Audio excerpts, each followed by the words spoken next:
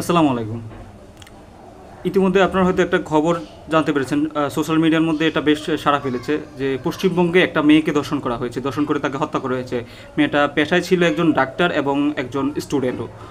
তো তাকে যখন দর্শন করা হয়েছে, দর্শন করে হত্যা করা হয়েছে, তার শরীর থেকে, তার শরীরের বিভিন্ন জায়গা থেকে 113টা কামড়ের দাগ পাওয়া গেছে। এবার চিন্তা করে দেখুন যে আবার ওখানে বলা হয়েছে, একটা রিপোর্টে বলা হয়েছে তাকে আহ, সে গণধর্ষণের শিকার হয়েছে, তাকে শ্বাসরোধ করে হত্যা করা হয়েছে। একটা মানুষ কতটা নির্বুদ্ধিমান হলে এই ধরনের কাজ করতে পারে, কতটা নির্বুদ্ধিমান মানুষ হলে এই ধরনের কাজ করতে পারে একবার চিন্তা করে দেখুন। তাকে সংঘবদ্ধভাবে দর্শন করা হয়েছে, আর তাকে দর্শন করতে সাহায্য করেছিল তারই নারী, তার দুই নারী সহকর্মী। এবার একবার চিন্তা করুন। ঠিক আছে, রাজনৈতিক ইস্যুতে আমরা দুটো দেশ আলাদা, ওদের কোনো বিষয় নিয়ে আমাদের কথা বলার অধিকার নেই, কিন্তু একজন মানুষ হিসাবে, পৃথিবীর এক মানুষ হিসাবে আমি চাই এদের ফাঁসি হোক। এদের সাথে জড়িত, এই ঘটনার সাথে জড়িত সবার ফাঁসি হোক, তার দৃষ্টান্তমূলক শাস্তি আমরা চাই।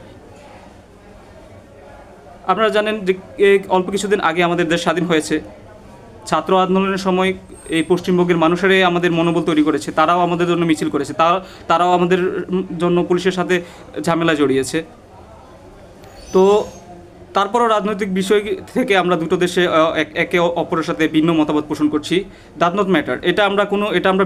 এটা আমি চোখের সামনে আনতে যাচ্ছি না, আমি আনতে যাচ্ছি যে একজন মানুষ হিসাবে এই দর্শনকারীদের ফাঁসি হওয়া। শুধু আমি অবাক হচ্ছি যে মানুষের চিন্তাভাবনা কতটা নিম্নমানের হলে, কতটা নিম্ন শ্রেণীর হলে এই ধরনের কাজ করে। আমি শুধু অবাক হচ্ছি তার দুইটা কলিগের কথা চিন্তা করে, যে যারা তাকে দর্শন করার জন্য সাহায্য করেছিল।